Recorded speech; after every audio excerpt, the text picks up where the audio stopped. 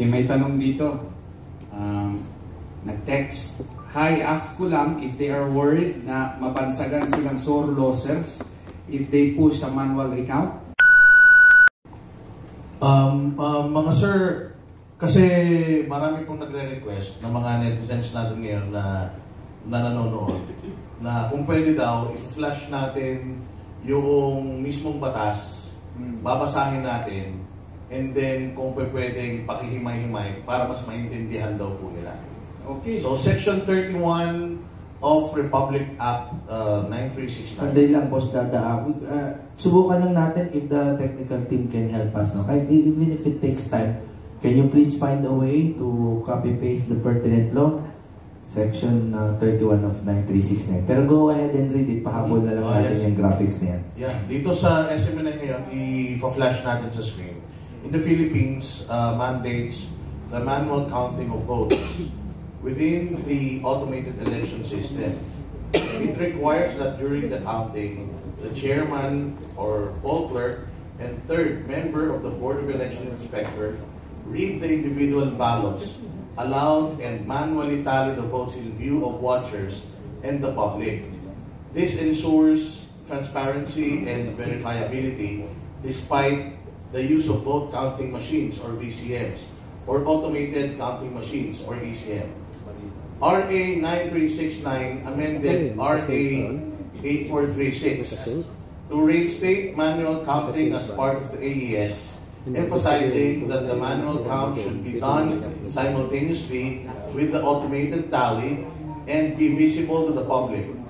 The law does not prohibit the use of machines but makes manual counting mandatory to ensure account accuracy and serve as a check against machine errors and fraud. The Commission on Election has discretion to prescribe procedures for automated counting but cannot override the manual counting mandate in Section 31. In practice, this means after ballots are counted or counted by machines, the election board must also manually read and tally the ballots, producing a separate manual election return. If discrepancies of at least 2% arise between the manual and automated results for any position, an automated recount is triggered with technical personnel assisting the process. Despite this legal framework, manual counting has not been consistently implemented in recent elections, raising concerns about transparency and trust in the automated system. Calls have been made for COMELEC to fully enforce Section 31 and conduct manual counts alongside machine counts to uphold electoral integrity. In summary, Section 31 of RA 9369 mandates manual reading and tallying of ballots during automated elections to ensure transparency, accuracy, and public trust, serving as a critical safeguard within the automated voting process of the Philippines. Thank you, Boss Dada. Wala namang tanong. I think they were just expounding on the provisions of law. So, ayun lang po. Kung meron pa pong ibang tanong, magtanong lang po kayo. Pero as to the request of the followers of SMNI, pwede po natin himayin yan, yung section 31. Kasi, alam niyo po, no, yan ang kuminsan mahirap sa mga batas, kuminsan maraming kulatilya. No? Dahil sa, halimbawa ito, nakalagay sa section 31, which actually amends section 25 of RA 7166, di nakakalito na. Pero ang napakasimple po nito is yung manner of counting votes ang topic dito. Okay? And as far as we know, wala pa namang nagre-repeal or nag-a-amend dito sa section 31. Ang nakalagay dito, no, yung simulan ko lang himayan, ano? In addition to the requirement in the 4th paragraph of section 12 of RA 6646 o POS. Ano po ba yun? That has something to do with poll watchers.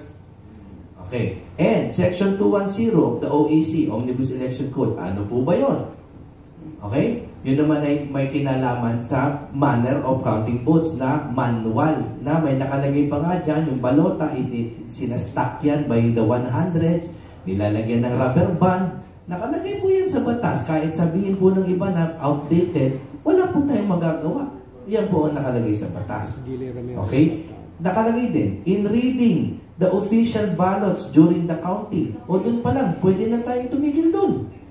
Kasi, reading nga eh. In reading, hindi naman sinabi sa computer. Nakalagay, in reading the official ballots during the counting, ang sinabi po, the chairman, the poll clerk, and the third member, okay, shall assume such positions, meaning physical na posisyon, as to provide the watchers and the members of the public as may be conveniently accommodated in the polling place. Okay? Lagyan daw ng lugar an unimpeded view of the ballot being read by the chairman.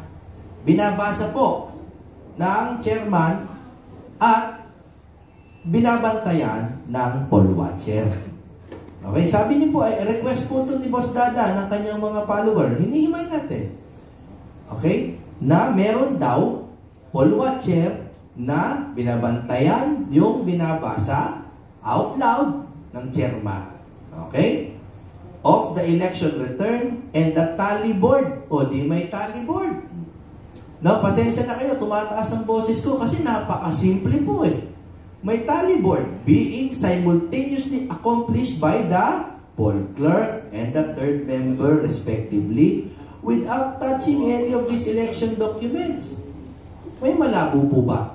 Wala pa naman, no? So far. Okay. The table. O may mesa pa. Meron po bang table sa loob ng computer? Wala po, di ba? Ibig sabihin, physical table shall be cleared of all unnecessary writing paraphernalia. O bakit mayroon ganun? Para wala pong makapag-alter ng balota. Tama naman po, di ba? Again, pasensya na, pero ito yung request eh. Gusto po himayin ng publiko. O last sentence. Any violation of this requirement shall constitute an election offense. Punishable under Section 263 and 264 of the Omnibus Election Code. O, tingnan nyo yan kung ano yan. Ibig sabihin, actionable. Di ba? At criminal offense po yan. No? Criminal po. The chairman shall first read the votes for national positions. Okay. Hinimay na po natin, Boss Dada, and to your loyal followers. Hinimay na po natin.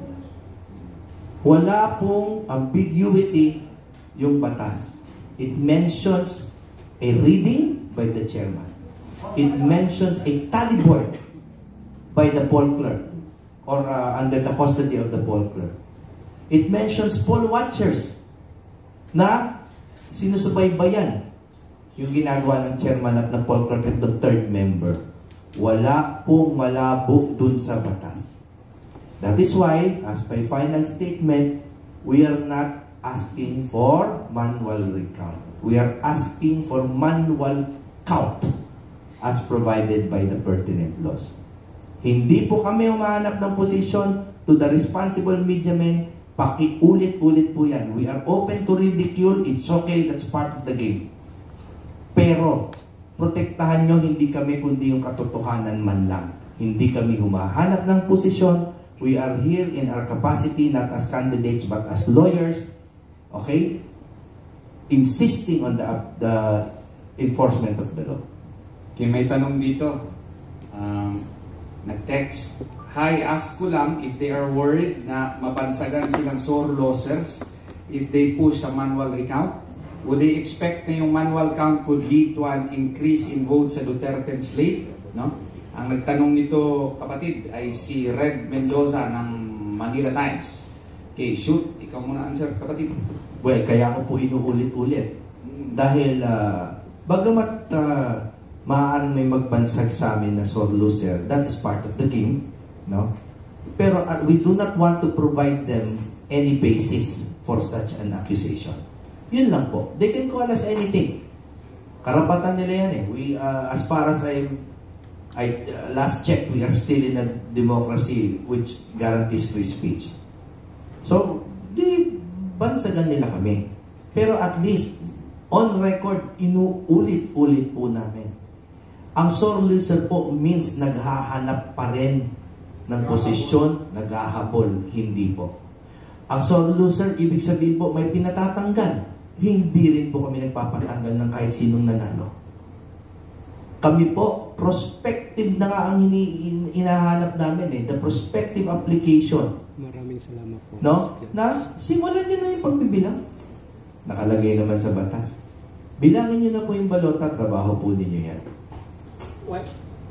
Hindi na natin masasabi na itong ginagawa namin ay dahil natalo kami sa election or what. Kasi, as early as more than a month ago, ito na yung panawagan namin Dahil alam na namin itong depekto ng umiiral sa ating halalan na pag hindi ipinatupad yung sinasaad ng batas, mapro-frustrate yung karapatan at kapangyarihan ng ating mamamayan sa demokrasya, itong tinatawag nating right of suffrage.